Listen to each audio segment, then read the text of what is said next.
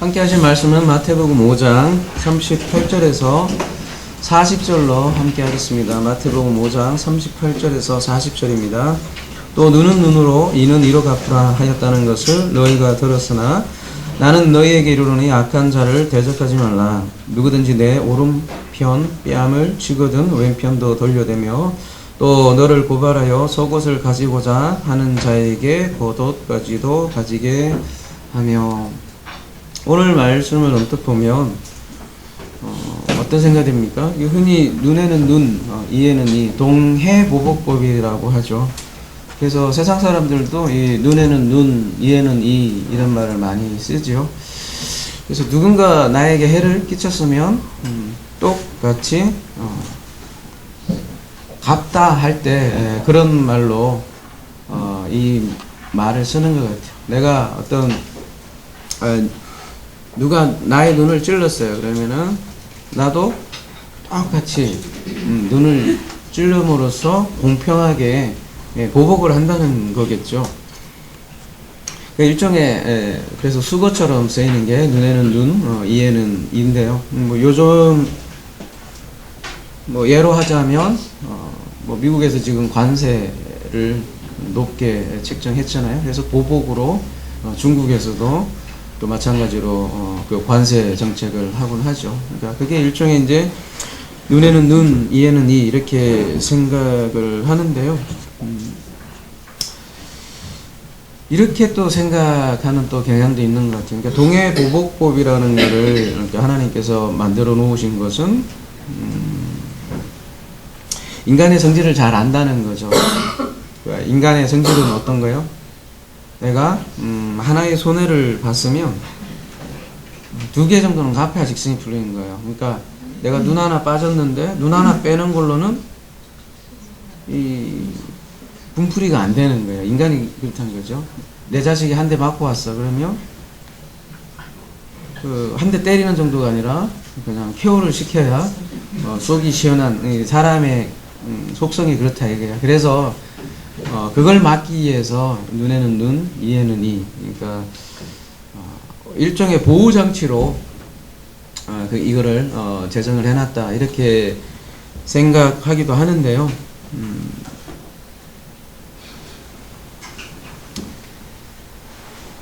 사람들에게 이 눈에는 눈, 이에는 이 이러면 간단하고 또 시원한 원리인지도 모르겠습니다.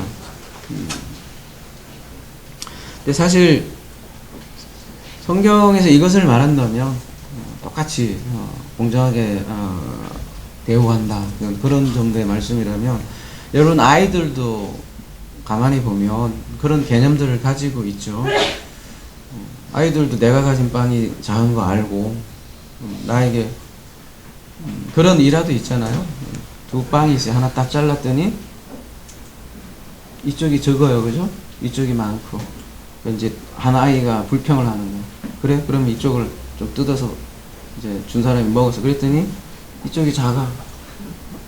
이쪽이 이제 커. 그러니까 이쪽에 막 불만이 있는 거야. 그래? 여기 또 뜯어먹고 왔다 갔다 하다 보니까 어른이 다 먹어버린 그런 얘기도 있잖아요. 그러니까 아이들도 기본적으로 이건 불공평의 그런 개념들을 가지고 있다라는 거죠.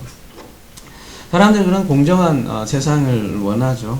지금도 그런 모토들이 일어나고 있는데 작년이죠. 작년 한참 나라가 시끄러웠는데 그 사건의 어떻게 보면 출발점이 그 학원, 그죠? 자기 자녀가 정당한 시험으로 들어갈 수 없었던 그 학부모의 그 좌절로 인해서 그 사건이 이제 불거지고 그러다 보니까 전직 대통령의 탄핵 사건 그런 것까지도 이제 크게 벌어진 거잖아요.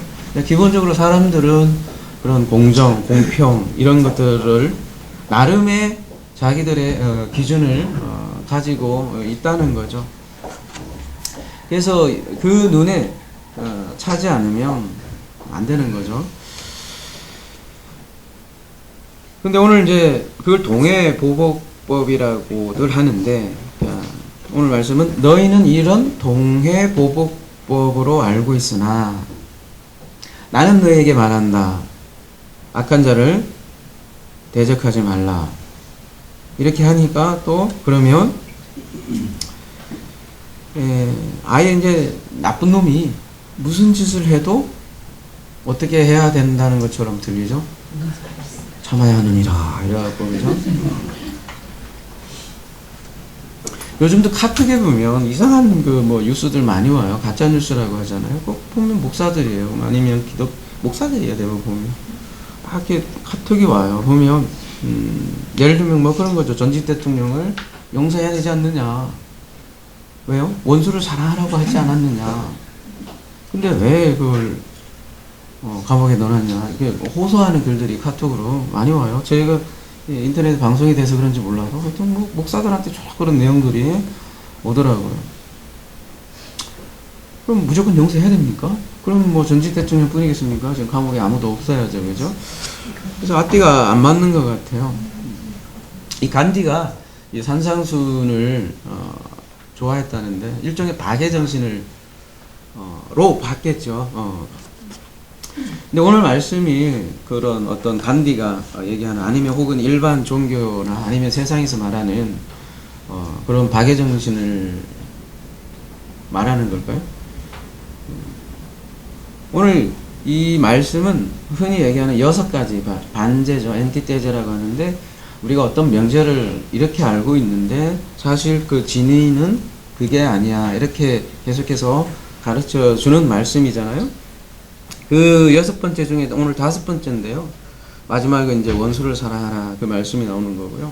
이 살인, 간음, 이혼, 맹세, 그 다음에 뭐였죠? 이 모두가 다 하나님과의 관계인 것을 우리가 살펴보았죠. 그렇다면 오늘 이 5번째도 분명히 하나님과 관계함이 분명할 거라는 거죠. 그리고 마지막이 이제 원수에 대한 사랑이라는 그 말씀이 나오는데 그 중간에 이제 악한 자를 어떻게 대하느냐에 대한 그 문제가 오늘 말씀이라는 거죠.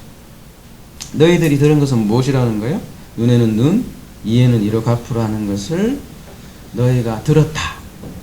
그 들었다는 거면 누구로부터 들었겠어요? 바리새인이나 서기관들의 가르침으로 들었다. 그러나 나는 너희에게 이렇게 말한다. 그런 얘기 아니겠습니까? 그러면 거꾸로 말하면 유대인들이 배워왔던 혹은 유대인들이 이해하고 있던 동해보복법을 먼저 알아야 너희는 이렇게 들었다. 그러나 그게 아니야. 이게 알 수 있을 거 아닙니까? 그러면 그 동해보복법을 유대 사회에서 어떻게 이해했느냐, 아니면 유대인의 그 사고방식에 대해서 우리가 좀 선이해 알아야 이 말씀이 그걸 뒤집는 거거든요. 그러니까 알 수 있겠죠. 여러분, 유대 사회는 명예를 굉장히 중요시 여기는 사회였어요. 지금은 자본주의라 그런지 돈이 최고의 가치인지는 모르겠는데 유대 사회에서는 명예를 돈보다도 더 큰 가치로 여긴 그런 시대였다는 거죠. 그러니까 그런 명예의 관점으로 보면 그런 거예요. 다른 사람한테 한 대 맞았으면 한 대 때리는 것은 그럼 불명예가 아니에요. 그 사람들 그 생각에서는 그냥 공평한 처사고. 근데 이제 한 대를 맞았어. 근데 이 2대를 때리는 것은 이 사람은 힘이 있는 사람이라고 생각을 한 거죠. 근데 이제 문제는 한 대 맞았는데 전혀 때릴 수도 없고 대항할 수도 없어요. 그러면은 그러한 사람들을 어떠한 사람으로 생각을 했냐면 굉장히 수치스럽다 생각한단 말이에요. 뭐 우리 남자들도 그런 게 있죠. 가오 많이 잡잖아요. 가오가 안 쓴다 그런 말처럼 굉장히 수치스러운 일인 거예요. 남자로서 할 수 있는, 가장으로서 할 수 없는 그런 상황이니까 그 명예에 반하는 수치 개념으로 유대인들은 가지고 있었다는 거죠. 그러니까 동해복은 유대인으로서 당연한 생각이라는 거죠. 그런데 너희들은 그렇게 들었는데 악인을 대적하지 말고 심지어 내 오른편 뺨을 치거든 왼편도 돌려대라 이렇게 얘기를 하는데요. 이 오른편 뺨을 치거든 왼편도 돌려대라. 이 말씀을 이해하려면 이 유대인들이 가지고 있던 또 오른쪽, 왼쪽의 개념도 우리가 좀 알아야만 이 말씀이 더 제대로 이해될 수 있겠죠. 오른쪽이 영어로도 right잖아요, 그죠? right라는 게 오른쪽도 있지만 right, 맞다, right잖아요, 그죠? 맞다라는 뜻이 오른쪽을 대부분 우리도 예전에 왜 왼손 쓰면 부모님한테 많이 혼났잖아요, 그죠? 근데 사실은 왼손을 쓰면 굉장히 창의력이 좋고 그렇잖아요. 근데 성경에 보면 오른쪽을 말하자면 오른쪽으로 많이 묘사를 실제로 하고요. 피를 묻히잖아요. 대제사장에 피를 묻혀도 깃뿌리에다가 이렇게 피를 묻혀도 왼쪽에다 묻히라고 안 해요. 오른쪽에다 묻히라고 하고, 손가락도 왼 손가락에다 피를 묻히라고 안 하고, 발가락도 오른쪽이라고 다 이렇게 얘기를 한다는 거죠. 요즘도 그렇잖아요. 악수를 해도 대부분 오른손 내밀지 않나요? 왼손을 딱 내밀면 여러분 기분은 어때요? 좀 당황스러운가요? 그럴 수도 있겠죠, 그죠? 대부분 오른손을 악수를 하는 그런 개념일 테고요.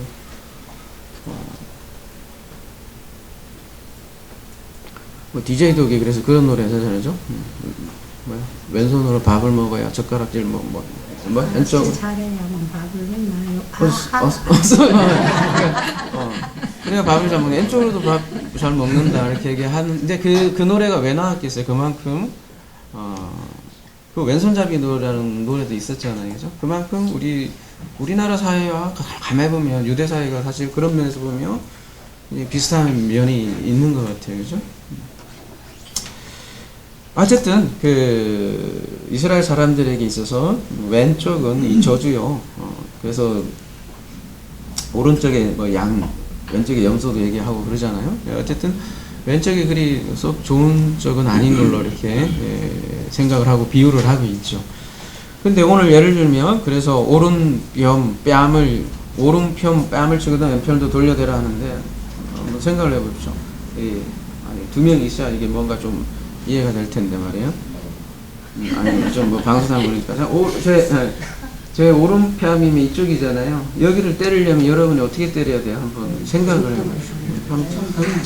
제가 여러분의 사대기를 딱 때려 오른손으로 대부분 때릴 거 아니에요. 승진하면 딱 때리면 여러분의 어디가 맞겠어요?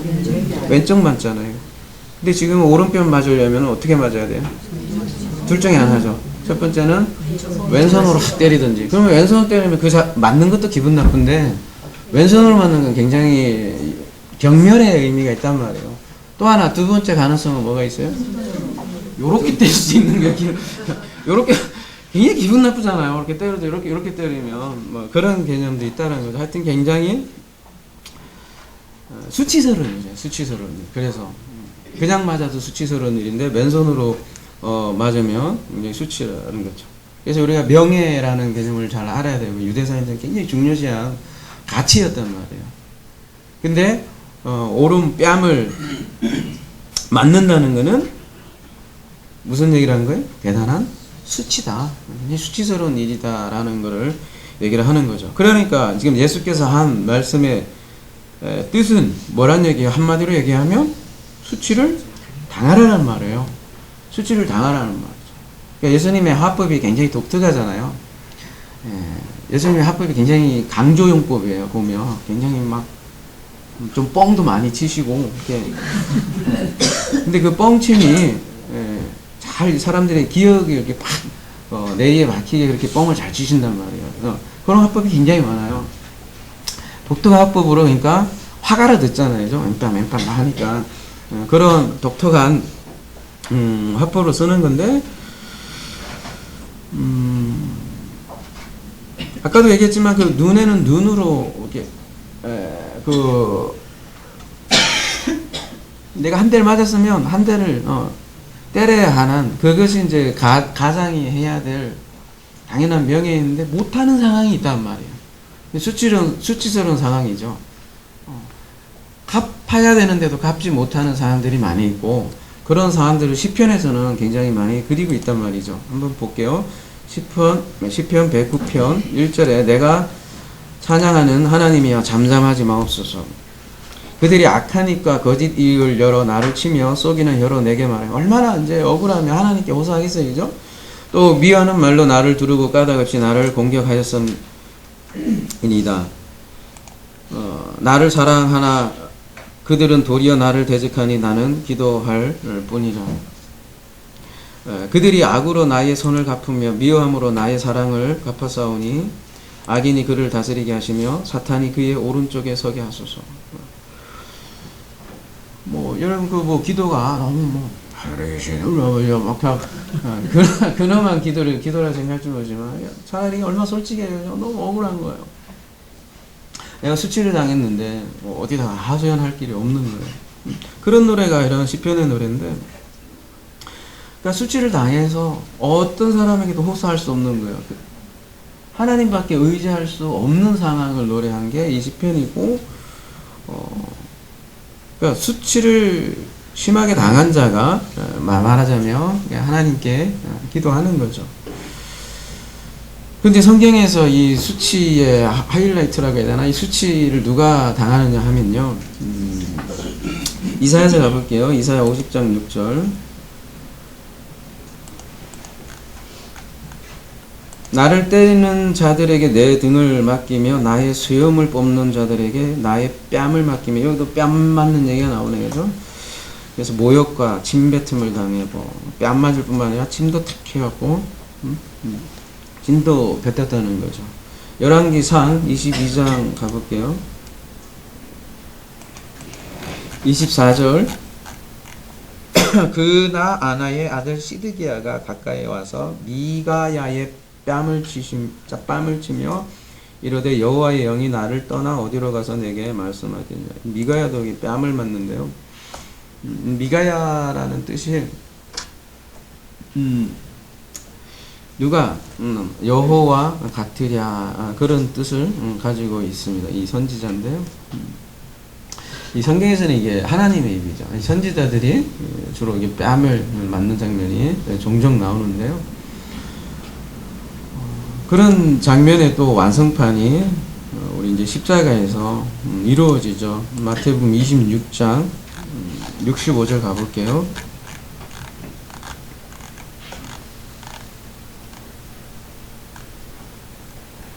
이에 대제사장이 자기 옷을 찢으며 이르되 그가 신성모독하는 말을 하였으니 어찌 더 정인을 요구하리요. 보라, 너희가 지금 이 신성모독하는 말을 들었도다. 너희 생각은 어떠냐. 대답하여 이르되 그는 사형에 해당하니라 하고, 이에 예수의 얼굴에 침뱉으며 주먹으로 치고 어떤 사람은 손바닥으로 때리며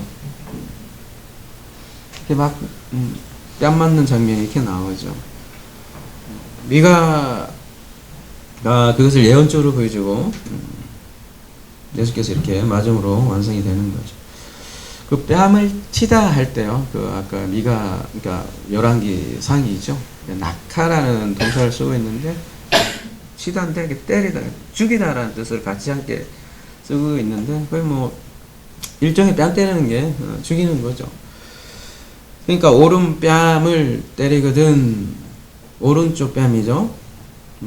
그 오른쪽이 예수께서 맞고 죽거든, 그런 뜻이라면, 다시요, 오늘 본문으로 돌아와서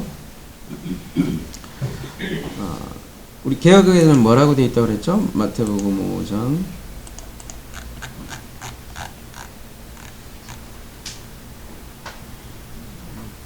왼편도 돌려대며 이렇게 되어 있는데, 그죠? 이제 오른편 뺨이니까 다른 쪽이니까 왼편이겠죠, 당연히. 근데 이건 이제 좀 의역이고요. 왼편 맞겠죠. 근데 의역이고 직역을 하면 원래 원문에는 어떻게 나와 있냐면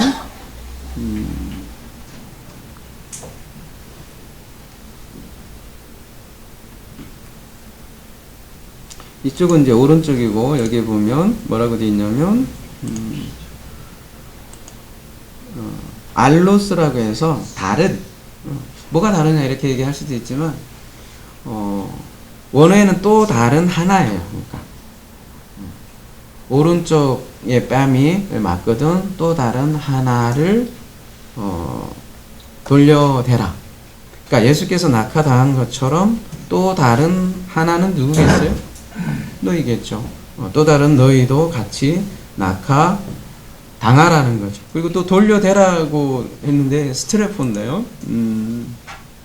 반대로 돌리다. 이렇게 뭐 돌리는 그게 이제 물리적인 표현인데 여기 이제 상징적으로 이 단어가 쓰이면 마음을 돌리다, 마음을 변화시키다, 마음을 바꾸다 그런 뜻이 됩니다. 그래서 다른 하나를 변화시키라 그런 말이라는 거죠. 쉽게 얘기하면 예수께서 수치를 당했잖아요. 그것처럼 또 다른 하나의 너희도 수치를 당해라는 얘기예요. 수치를 당하라는 거죠. 근데 이 수치를 당하라는 개념이 회심의 개념이 함께 포함되어 있는 개념이라는 거죠. 여러분 지금까지 맹세도 그렇잖아요.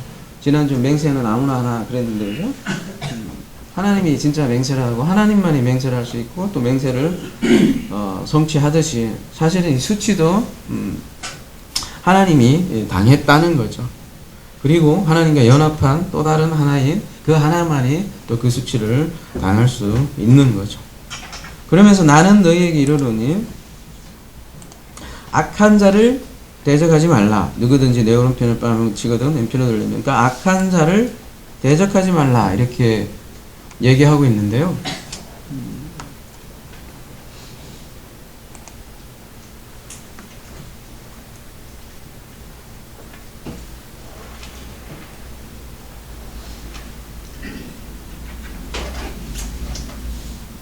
매 아니스테미인데요. 매는 이제 부정을 뜻하잖아요. 그죠? 근데 아니스테미는 뭐냐면 안 플러스 히스테미예요. 그러니까 히스테미가 무슨 뜻이죠?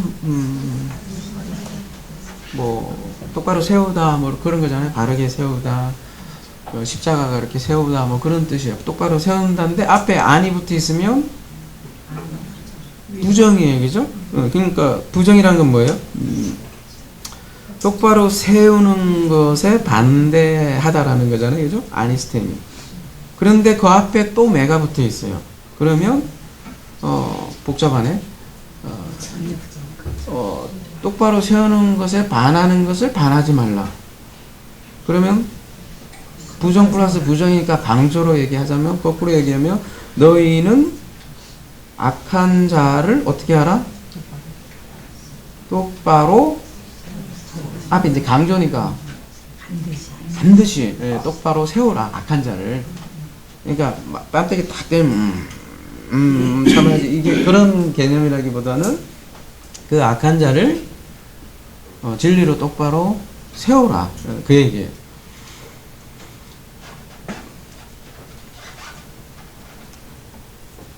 그러니까 악한 자를 뭔가 방조하고 내가 꼭 참고 그런 얘기라기보다는 진리로 세우라는 얘기예요.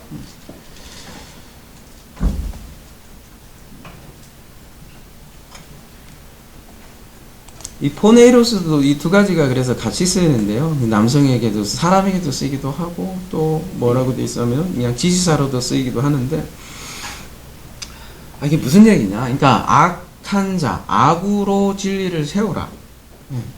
이게 하나의 원리인데요. 하나님의 원리이기도 한데 그런 거죠. 사람은 누구나 사망으로 태어나고 그 사망으로 태어난 거는 또 죽은 자라고 얘기하기도 하고 네크로스다 이렇게 표현하기도 하죠. 처음에는 악으로 존재를 하고 여러분 하나님이 악도 창조했어요. 그거에 대해서 막 변호를 하려고 하는데 이사야 53장에 보면 하나님께서 악도 창조하고 뭐 환란도 창조하고 다 그런 얘기 하셨단 말이죠. 그 개념으로 등장하는 게 선악과이죠. 선악과 누가 만들었어요? 하나님께서 만드셨잖아요. 사람은 다 그래서 어떤 면에서 또 악으로 태어나는 거예요. 악인으로 태어나고 그래서 의인은 없나니 한 명도 없다고 성경에서는 고발을 하고 있고요. 우리가 이제 소돔과 고모라의 사건에 보면 아브라함이 뭐 말하자면 뭐 중보기도 하는 장면으로 나오잖아요. 그 내용이 뭐냐면 결국은 의인이 없다라는 얘기죠. 줄여가면서 얘기하는데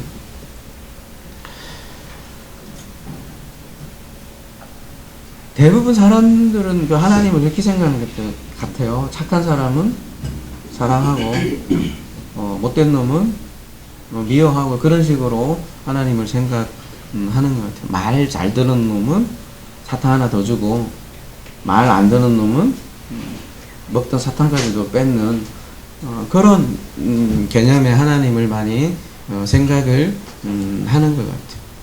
그게 사실 눈에는 눈, 이에는 이, 그런 식으로 생각하는 개념하고 같다는 거죠. 근데 성경에서는 사람은 전부 원래 악한 존재라고 고발하는 거죠. 그리고 근데 그 악을 통해서 진리를 세운다는 거죠.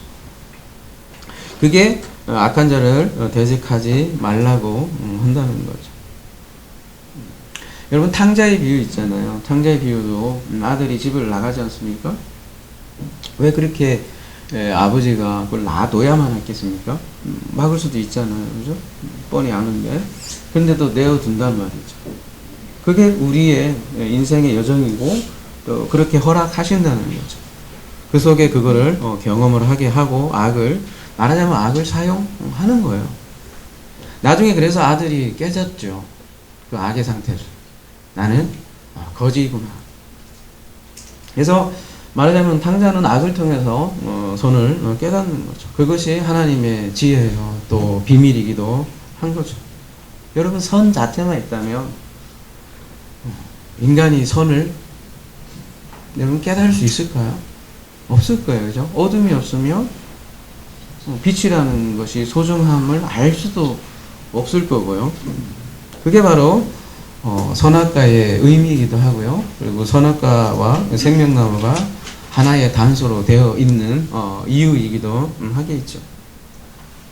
그러니까 생명나무는 그래서 그런 의미에서 다른 곳에서 있는 게 아니라 선악과 안에 있는 거죠. 선악과에서 생명이 되는 거고, 다른 말로 하면 심판을 통해서 구원이 이루어지는 거죠.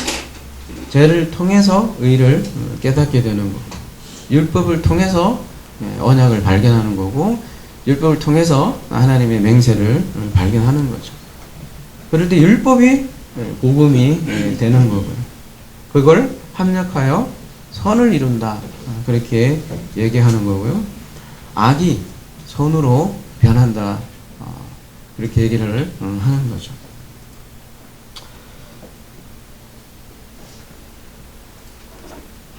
여러분, 그 사도행전에 보면 그 욥과 환상이 있죠. 베드로가 환상을 봅니다. 어떤 환상이냐면 뭐 부정한 짐승으로 생각을 한 거죠, 베드로는. 근데 하나님은 부정한 동물이 아니다. 그러면은 그 동물이 부정해지는 이유는 뭐겠습니까? 베드로가 그렇게 생각하기 때문이라는 거죠. 더 이상 이제 부정하게 생각하지 말라, 이렇게 얘기를 하지 않습니까? 그렇게 눈이, 시각이 바뀌는 것이 말하자면 베드로의 시각이 바뀌는 거죠. 그죠? 그러니까 시각이 바뀌면 사실은 우리가 부정한 것도 없어지는 거죠.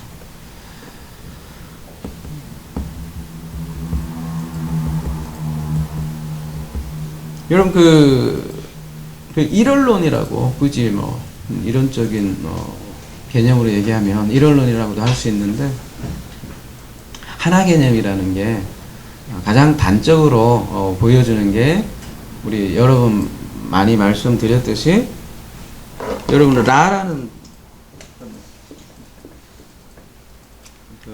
히브리어가 있잖아요. 선과 악 할 때 그 라라는 단어가 악이라는 뜻이잖아요. 여기 이제 스트롱코드라고 하죠. 7451번에는 이제 악으로 나오는데, 7452번에는 뭘로 나오죠? 가봐야 되나? 기억나세요? 요거를 구약에다 놓고 이걸 치면 갑니다. 7000 아까 몇 번? 451번이죠. 뭐 악이란 뜻이잖아요. 그 다음으로 가보면 이게 다 같은 자음이에요. 자음. 발음이 조금씩 다른데, 뭐 소리 이런 뜻이 있고, 뭐 소음. 근데 7453번 가보세요. 가보면 형제, 동지, 친구, 이웃이라는 뜻이에요. 그러니까 재미있죠. 악이라는 뜻인데 똑같은 단어를 가지고 있는데, 하나는 왼수라는 뜻을 가지고 있고 또 하나는 이웃이라는 뜻을 가지고 있으니까요. 이게 히브리 개념이에요. 그러니까 오늘 본문을 다시 한번 정리하자면, 그래서 악을 똑바로 세우는 것을, 반하는 것을 하지 마라. 그러니까 부정 플러스 부정이니까 그 악으로 진리를 말하자면 똑바로 세우라. 그러니까 진리는 악으로 세운다는 거죠. 쉽게 말하면. 그래서 악을 주신 의도를 볼 줄 알아야 된다는 거죠. 그러니까 악의 의도는 사실 선이죠. 그런 의미에서. 근데 눈에는 눈, 이에는 이 개념은 악에는 악, 선에는 선, 뭐 그런 개념이죠. 악은 반드시 나쁜 거고 반드시 이거 없애야 되니까 내가 가서 눈을 빼든지 해야 된다는 거죠.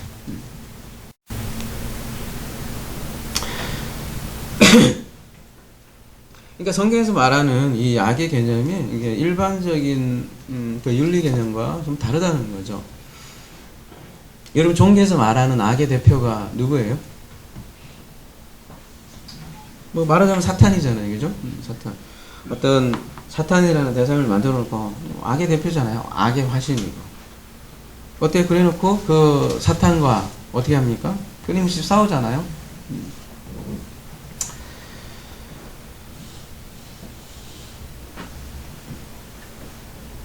근데 그 사탄이라는 악의 화신을 세워놓고 싸우면 싸울수록 이 사탄은 여러분 없어져요?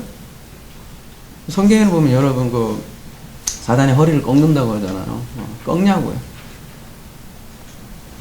안 없어지죠. 그러면 이놈의 사탄을 이기는 방법이 뭐예요? 나에게 영향을 끼치면 안 되잖아요. 그죠? 그래서 성경에서 보면 욥기에도 그렇고 사탄은 그냥 하나님의 종으로 나와요. 하나님이 쓴다고 그냥. 그 얘기는 뭐겠어요? 우리가 사탄을 어떻게 이기는 거예요? 오늘 그러니까 악으로 진리를 똑바로 세워라 요 말씀을 가만히 보면 눈에는 눈 이렇게 딱 잘라서 이렇게 너희들이 보복하려고 한 게 아니라 근본적으로 그걸 해결하려면 이 사탄이라는 요 존재를, 악이잖아요. 쉽게 얘기하면 악을 어떻게 변해야 이게 뭐 사탄이 문제가 해결되겠어요? 선이죠. 그게 선의 화신이 뭐예요? 천사라고 하잖아요. 그러니까 사탄이 천사로 변해야만 사탄이 더 이상 나를 괴롭히지 못한다는 거죠. 싸울 일이 없어요. 사탄이 없어지면, 쉽게 얘기하면 사탄이 없어진다고요. 여러분이 계속 여러분 심상에 막 사탄이 있어, 막 꿈에도 내가 나타나서 막 괴롭혀 그러면 아직도 여러분 사탄을 그렇게 알고 있는 거고 우상이에요, 우상. 그렇게 괴롭힌다. 그래서 저는 한만 이제 생각을 하려고 해도 사탄님을 숭배하려고 해도 별로 이게 상 자체가 안 떠오르고 하니까 영향을 좀 안 끼치는 것 같아요. 너무 이게 그 사탄에 대한 이 개념이 바뀌어갖고 생각하고 싶고 어떨 땐 막 근데 생각 자체도 잘 안 돼요. 그렇게 해서 사실 없어지는 거지. 우리가 근데 자꾸 사탄을 생각하고 그걸 자꾸 내가 싸우려고 하고 대적하려고 하면 자꾸 사탄이 더 커지는 거예요. 근데 아예 이 사탄이라는 이 자체가 없어지는 거는 오늘 말씀처럼 그 악한 자가 말하자면 나의 원수가 그냥 이웃으로 바뀌어버리는 거예요. 천사로 바뀌는 거예요. 그냥 천사밖에 없는 거예요. 천사의 수종 드는 삶, 하나님 나라 삶 아니겠어요? 그전에는 사탄과 계속해서 싸우는 나라였다면. 로마서 가볼게요. 7장 1절. 형제들아, 내가 법 아는 자들에게 말하노니 너희는 그 법이 사람이 살 동안만 그를 주관하는 줄 알지 못하느냐? 남편이 있는 여인이 그 남편 생전에는 법으로 그에게 매인바 되나? 만일 그 남편이 죽으면 남편의 법에서 벗어나느니라. 그러므로 만일 그 남편이 생전에 다른 남자에게 가면 음녀라. 그러나 만일 남편이 죽으면 그 법에서 자유롭게 되나니 다른 남자에게 갈지라도 음녀가 되지 아니하느니라. 그러므로 내 형제들아 너희도 그리스도의 몸으로 말미암아 율법에 대하여 죽임을 당하였으니 이는 다른 이 곧 죽은 자 가운데서 살아나신 이에게 가서 우리가 하나님을 위하여 열매를 맺게 하려 함이라.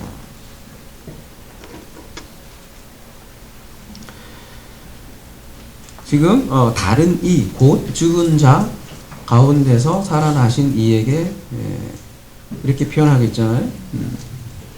말하자면 그리스도께서 율법을 완성해서 죽으시고 죽은 자 가운데서 네크로스 악인들로부터 말하자면 오늘 본문의 맥락으로는 살아나서 다른 이로 왔다.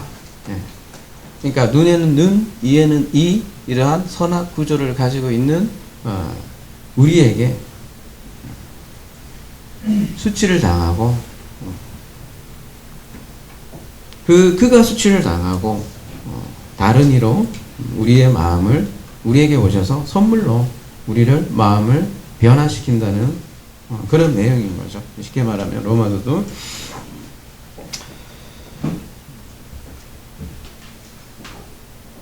그래서 오늘 뺨을 맞는 그런 본문은 오르니가 뺨을 맞는 장면인데요. 이사야서 다시 한번 가볼게요.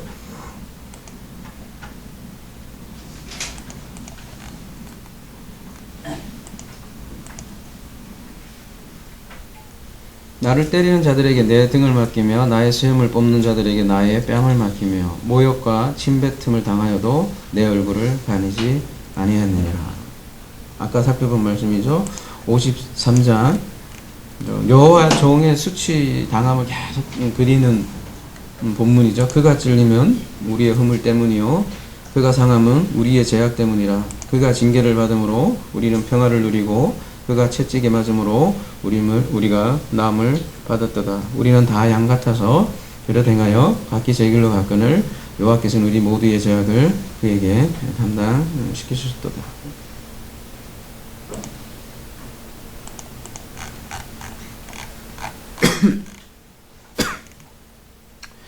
오늘 본문의 말씀으로 다시 돌아오면 그래서 사실은 오늘 본문도 그렇고 쭉 좀 내용이 많아서 오늘 여기까지 40절까지 많은데 41절 이후에도 결국은 보면 다 원수사랑 얘기인데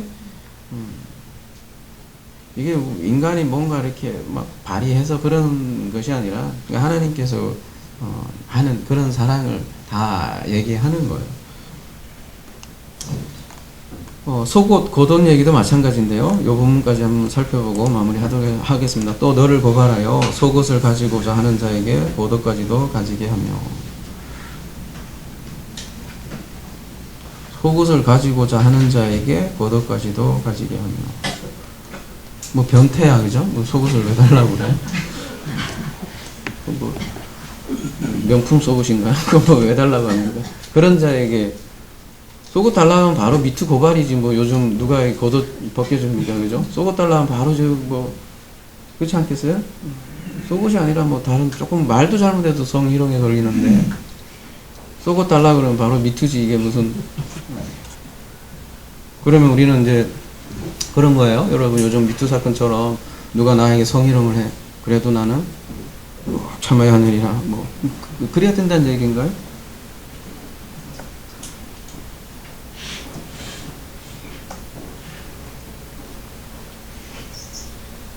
그러니까 성경을 잘못 이렇게 문자로 보게 되면 전부 문자로 보게 되고 그러면 아주 희한한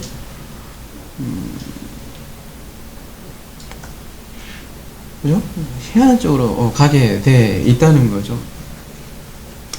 거듭 말씀드리거니와 그 사전적인 말들이 있죠. 성경에 그죠? 분명히 문자적인 의미도 있고 사전적인 의미도 있는데 뭐 십계명을 봐도 그렇고 뭐 살인 간음 뭐 이런 것들이 다 나오잖아요. 근데 그런 모든 그 단어 뭐 문자 이런 것 속에서는 성경이 말하자고 하는 거는 그렇게 복잡한 게 아니에요. 하나님과 나의 관계에 대한 거라는 거죠. 어떤 분들이 매일 뭐 목사님 맨날 같은 얘기 한다고 하는데 그래서 지겨서 못 듣겠다고 뭐 다른 데 가시는 분도 있는데 그러면 같은 말씀 해야지. 그러면 뭐 그 뭐 오늘 2017년에 다르고 2018년에 다르고 여러분 2019년에 다르고 그러면 어떻게 하자는 거예요? 뭐 다르면 뭐 그렇지 않습니까? 여러분 왜 그 남자들이 바람 피는 줄 아세요? 자꾸 새로운 걸 원하니까 그런 거예요. 쉽게 얘기하면 그렇잖아요. 그걸 간음이라고요. 여러분 말씀도 마찬가지예요. 지겨운 거야. 십자가에 죽은 거 사도 바울 십자가 죽은 거 부활만 얘기합니다. 이렇게 하니까 좀 더 새로운 거 없을까? 좀 더 새로운 거 없을까? 이렇게 해서 나가는 거잖아요. 여러분 웃는 게 아니 웃을 일이 아니라니까. 여러분 그 찬양을 해도 말이에요. 요즘 교회에서 찬양을 많이 하잖아요. 예전에 10분, 20분 뒤에서 막 40분 좀 더 길어지기도 하고. 근데 처음엔 좋아. 처음엔 좋아요. 처음엔 좋은데, 이제 하다 보면, 좀 더 강렬한 거 없을까? 자극적인 게 없을까? 계속 가잖아요. 더 찾는 거잖아요. 또 하나는, 찬양이 그렇게, 기도도 마찬가지예요. 그 신비주의라고도 하고, 그죠? 계속 기도하는데 좀 더 드라마틱한 경험이 없을까? 좀 더 자극적인 체험이 없을까? 그래서 막 쓰러지고, 그죠? 쓰러지는 것도 모질라서 이제 나중에는 막 천국 갔다 와야 되고, 막 들어와야 되고, 막 그래야 되잖아. 좀 더 자극적인 게 없을까? 막 점점 가잖아요. 사람들이 점점 미쳐가는 거잖아요. 그게 이제 경건주의 쪽으로 계속 또 새로운 쪽으로 향하는 인간의 갈망들이잖아요. 그게 다른 것이 있는 것 아니라, 이 성경도 마찬가지. 우리가 알고자 하는 그 욕망도 자꾸 뭔가 새로운 게 없을까 하다 보면 좀 더 자극적인 말씀, 뭐 그런 걸 자꾸 원하잖아요. 그래서 비유도 그래요. 막 너무 그럴듯하고 그러면 뭐 자극적일 수도 있는데 여러분 간음이 다른 데 있지 않아요. 다른 남편, 다른 여자 찾는 거는 훨씬 더 자극적이기 때문이에요. 근데 폐가망신합니다. 그러다가 지금 정치 인생 한 방에 훅 가잖아요. 보여주는 거예요. 왜 이런 얘기를 했지? 네, 문자 얘기하다가 옆으로 좀 했지만 같아야 돼요, 여러분.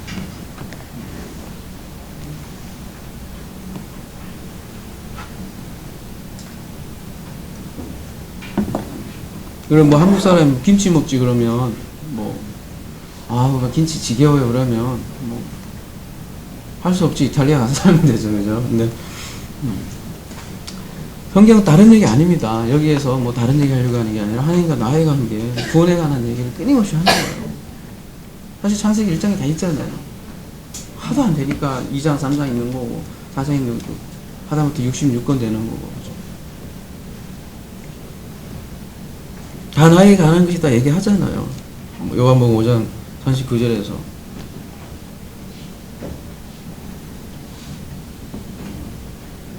그거 얘기하는 거죠, 뭐. 근데 이제, 저희가 이제 창세기를 다루면 창세기에 그냥 맞게 하는 거고, 출애굽기 가면 또 출애굽기에 문맥에서 하는 거고, 그럴 뿐이라는 거죠. 그리고 지금 산상수는, 예수의 합법이니까 좀 더 스피드를 늦춰서 하나하나 곱씹어 보는 거고요.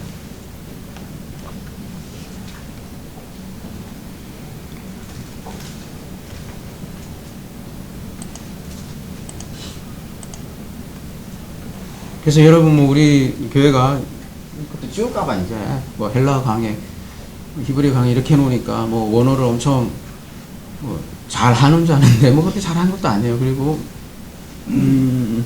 그거 배우려고 하는 것도 아니잖아요, 여러분. 그죠? 여러분 뭐 언어 배우려고 하는 것도 아니잖아요. 예전에 이거 많이 썼는데 요즘 별로 쓰지도 않아요. 또 그죠 보면 본질을 놓치지 말자는 거죠. 만약에 여러분 그 히브리 헬라 그거에 이렇게 묶여갖고 뭐 좀 더 내가 뭐 멋있는 해석 그러면 그것도 그냥 문자예요. 그거 어쩌자는 거예요. 와서 막 싸우시는 분이 있어. 이게 맞는데 목사님은 왜 그렇게 보냐 이렇게 얘기할 수도 있는데 그게 맞는 얘기일 수도 있을지 어쩔지 모르지만 언어에 온도가 없어. 온도가 없어요. 온도란 얘기는 도대체 뭘 가지고 싸우는지를 모르겠어요. 그래서 저는 괜찮아요. 조금 그렇게 성도들이 예를 들면 이렇게 해석한다고 해서 나 기분 나쁘지도 않고 그 정도는 충분히 용인할 수 있고 이렇게 볼 수도 있게 볼 수도 있는데 근데 근본적인 것만 훼손하지 않는다면 다양할 수도 있잖아요.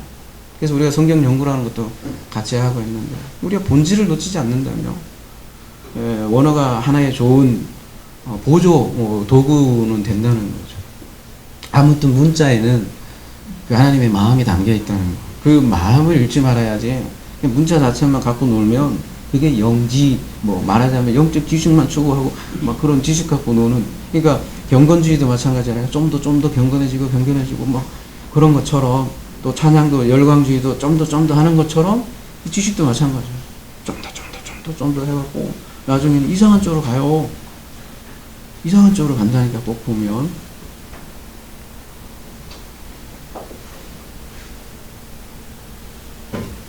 그래서 여러분 심플한 게 나쁜 게 아니에요. 심플한 게 나쁜 게 아니에요. 오늘 말씀도 심플하게 보면 쉬운 얘기예요. 무슨 얘기예요? 수치 당하라. 그 얘기예요. 그 얘기로 이제 예수님이 워낙 뻥침에 대가시니까 이제 속옷 고도까지 얘기하시는 거예요. 실제로 속옷 뺏기라고 그런 얘기 하는 거 아니잖아요. 좀 더 오른밤 맨밤을 그 얘기를 좀 더 뒤에 맞춰 오리 심리도 마찬가지인데 시간 관계상 끄는 것 뿐인데 명확하게 얘기를 해주는 거죠. 왜냐하면 그 유대인들이 가지고 있는 그 옷에 대한 생각들이 있었고 그걸 통해서 수치 당하라는 거를 하나의 설명을 해주는 거죠. 지금은 여러분 속옷이 몇 벌이나 되는지 모르겠어요. 많죠, 그죠? 해마다 바꾸고 겉옷은 계절마다 바뀌잖아요. 예. 그리고 여러분 제가 옷을 참 못 사요. 못 사갖고 싼 것만 사다가 싼 거는 한 번 입고 그동안 잘 안 입게 되더라고요. 결국 옷 보면 맨날 입는 것만 입어요. 그런 면에서 계절별로 한 벌씩만 있어도 사실 살 것 같은데 옷이 왜 이렇게 많은지, 그죠? 그래갖고 저기 재활용 쪽에다가 넣고 하는데 지금 이거는 현대 얘기고 예전에는 그렇게 옷이 많지 않았었어요. 근데 귀했고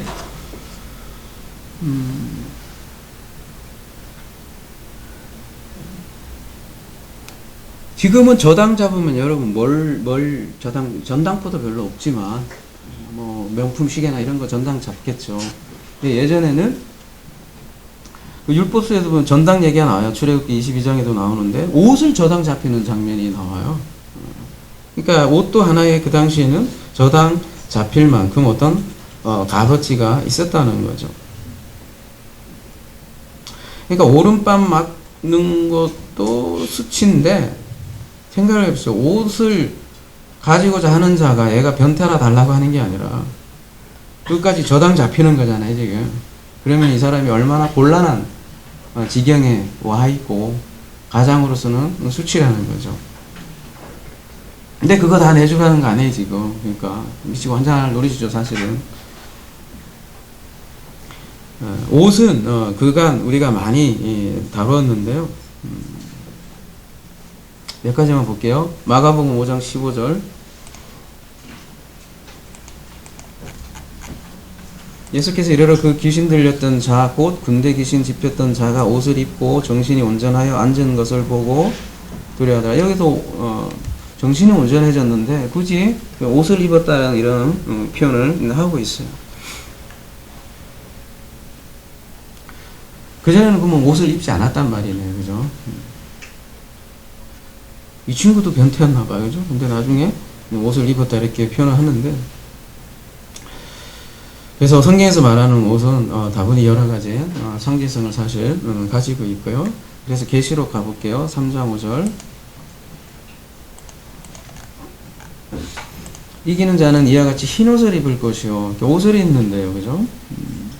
내가 그 이름을 생명체에서 결코 지우지 아니하고 그 이름을 내 아버지 앞과 그의 천사들 앞에서 시인하리라. 옷 얘기 많이 나요. 그죠? 3장 18절에 가도 금을, 자, 내가 너를 권하니 내게서 불로 연단한 금을 사서 부유하게 하고 흰 옷을 사서 입어. 그럼 벌거벗었다는 건 수치네, 그죠? 벌거벗은 수치를 보이지 않게 하고 안약을 사서 눈에 발라보게 하라. 계시록 4장 4절에도 보면 또 보좌에 둘러 24 보좌들이 성전에 있는 성도들의 모습이라고 했어요. 그 보좌들 위에 24 장로들이 흰 옷을 입고 흰 옷을 입는 장면으로 이렇게 표현을 하더라는 거죠.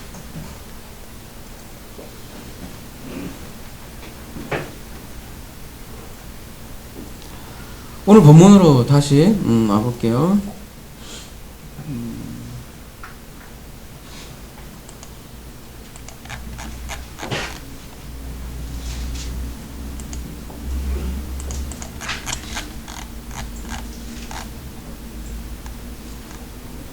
너를 고발하여 속옷을 가지고자 하는 자. 고발할 때가 크리노라는 동사를 쓰고 있는데요.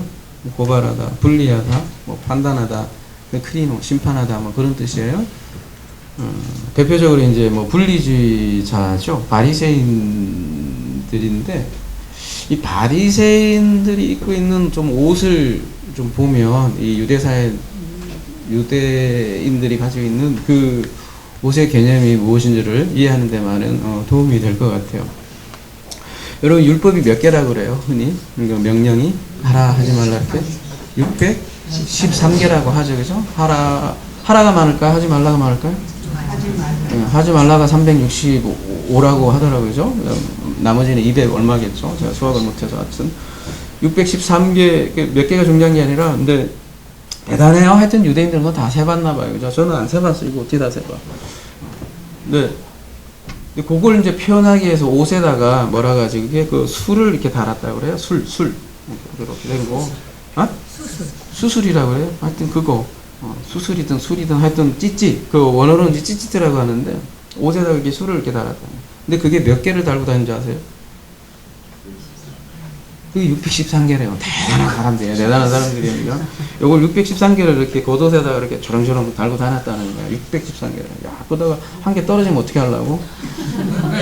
요즘 뭐 라이터로 이렇게 데우면 없어지나 새로 하나? 아이고, 그 대단한 사람들이에요. 그죠? 왜 그렇게 술을 달고 다녔겠어요? 찌찌들을? 그만큼 본인들은 그 율법을 소중히 하고 율법을 잘 지키고 경건하게 여기고 뭐 그런다는 거 아니겠어요? 그래서 그런 멋진 옷을, 찌찌트 달린 옷을 입고 아침과 저녁마다 쉐마 낭송을 한다고 하는 거죠. 그러니까 이스라엘의 그 옷이라는 건 단순한 옷이 아니라, 특별히 겉옷이라는 거는 단순한 옷이 아니라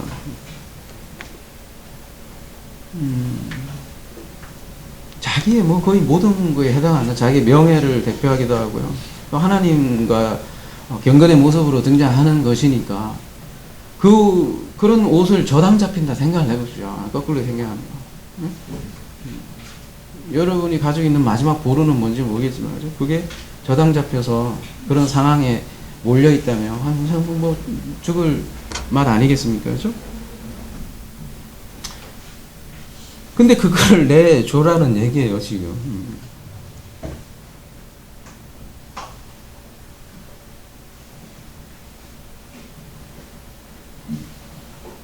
그럼 그 마가복음 10장 50절에 보면 소경이 겉옷을 내버리고 뛰어 일어나 예수께 나온다잖아요. 소경이 이제 겉옷을 벗고, 왜 그런 장면이 있나? 옷을, 그죠? 그 소중한 옷을 왜 벗었다는 표현이 복음서에는 그렇게 나올까요, 그죠? 소경이 눈 뜨는 장면에서 나오는 건데, 그죠? 이때는 또 겉옷을 벗고, 아까 거기서는 또 옷을 입고 이런단 말이죠. 그걸 내어버리고 뛰어 일어나 예수께서 예수를 따른다는 거죠. 그런 옷이 바로 찌찌트가 달린 그 바리새인들의 옷을 상징하는 거겠죠.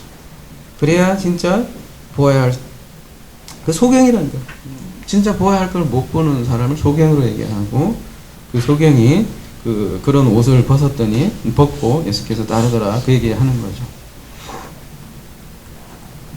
옷 뺏기는 장면이잖아요. 쉽게 얘기하면. 요한복음 19장에 가볼게요.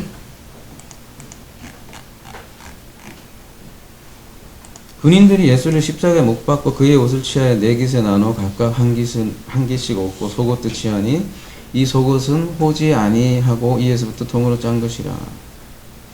군인들이 서로 말하되 이것을 찢지 말고 누가 얻나 제비 뽑자 하니 이는 성경에 그들이 내 옷을 나누고 내 옷을 제비 뽑나이다 한 것을 응하게 하려 함이러라. 군인들은 이런 일을 하고.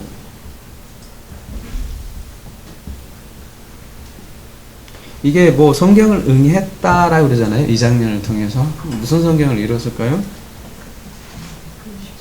시편에 22편에 가보면 18절 내 겉옷을 나누며 속옷을 제비 뽑나이다. 계속해서 속을 다 빼앗긴 거죠. 어디에서요? 십자가에서. 그러니까 옷을 빼앗긴다는 것은 죽음을 뜻해요. 그리고 그 죽음으로 새로운 옷을 입히는 거죠. 요한복음에는 아까 후지 않은 옷으로 이렇게 표현되어 있는데 제사장 옷이에요. 제사장. 그런 십자가에서 겉옷이죠. 겉옷이 먼저 넘겨지고. 근데 군사들이 또 돌아가긴 그런데 네 부분으로 나눠 가졌다 이렇게 얘기를 해요. 사라는 거 우리가 이제 숫자도 다르겠지만 동서, 남북, 네 방향 뭐 그런 걸 뜻하듯이 예수의 옷이 온전히 다 찢어진다는 얘기죠. 그래서 사방에 그 옷이 나눠질 거라는 메시지를 우리에게 알려주기 위해서 굳이 뭐 네 부분이라는 걸로 설명을 하는 거죠. 계시록 19장 가볼게요.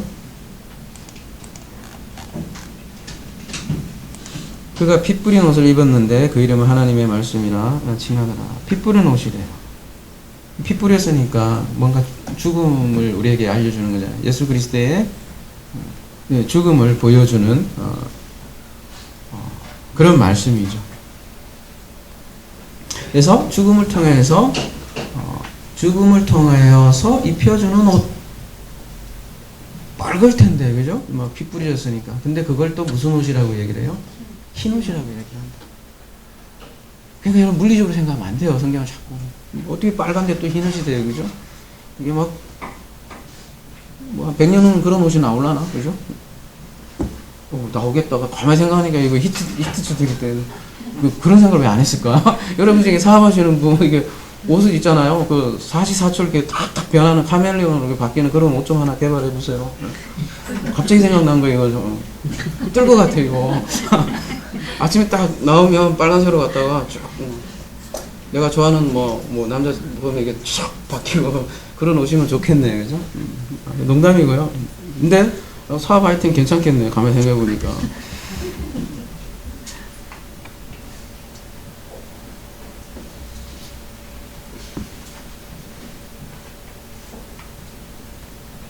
하나님 말씀을 입혀주는 옷을 얘기하는 거죠. 그러니까 여 위에는 피 뿌린 옷으로 표현되어 있고, 이거 군대들을 따르는 군대들은 그걸로 인해서 희고 깨끗한 세마포를 입어주는 그런 장면을 얘기하고 있죠. 한 가지 말씀은 또 보고 마무리하겠습니다. 누가복음 6장 29절인데요. 오늘 뭐 마태복음의 병행 구절이라고 하죠, 그죠? 너의 입뺨을 치는 자에게 젖뺨도 돌려대고 내 겉옷을 빼앗는 자에게 속옷도 거절하지 말라. 아까 기억력을 되살려서 마태복음하고 어떻게 뭐가 달라요? 눈치채셨어요? 어때요? 마태복음에서는 속옷을 달라 하는 변태가 있었고 누가복음에는 겉옷을 빼앗네요. 여기는 그냥 순서가 다르네요, 그죠? 그러면 무슨 얘기겠어요? 거꾸로네, 그죠?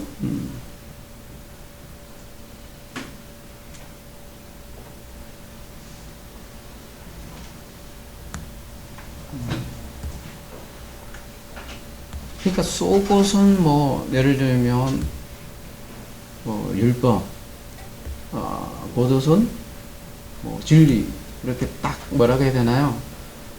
네 거로 공식화해서 율법을 달라고 하면 진리 주라. 그렇게 하면 해석은 좀 멋있을 것처럼 보이잖아요. 근데 이제 만약에 그게 맞다면 누가복음에서는 거꾸로 그러면 그게 맞다면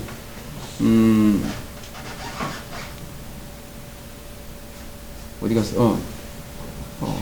겉옷을 달라고 하면, 그러면 진리를 달라고 하면 율법으로 주라, 뭐 그런 얘기는 아니니까요, 그죠? 그래서 심플하게 생각할 필요가 있습니다. 너무 도식화 안 하고, 그런 면에서 보면, 그죠? 다 주란 얘기예요, 쉽게 얘기하면.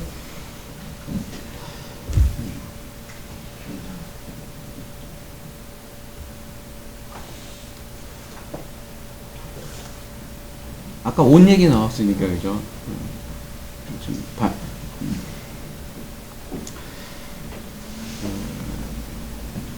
옷에는 그 낡은 옷이 있고, 새 옷이 있잖아요, 그죠? 사실은 그 613개 찌찌드가 달려있는 그 옷이 되게 멋있어 보이고 어쩔지 모르지만, 그거 다 넘겨주라는 거 아니겠습니까? 넘겨주면 빨가벗고 다녀야 되겠네, 그죠? 근데 그게 아니라 어떻게 한다는 거겠어요? 넘겨주고, 네가 수치를 당하고, 그래, 네가 죽음을 당하면, 세상적으로 보면 그게 어떻게 보이겠어요? 쪽팔린 거죠. 그죠? 수치스럽고, 불명예고, 그런데 그걸로 끝이 아니라는 거죠. 감사하게. 뭘로? 세워줄게 그런 얘기잖아요. 그죠?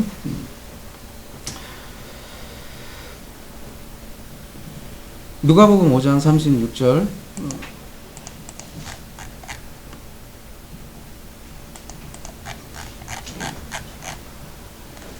또 비하여 이르시되 새 옷에서 한 조각을 찢어 낡은 옷에 붙이는 자가 없나니 만일 그렇게 하면 새 옷을 찢을 뿐이요 또 새 옷에서 찢은 조각이 낡은 것에 어울리지 아니하리라. 이렇게 속옷이라는 그 새 옷과 옷을 성경에서 비유로 이렇게 사용을 하고요.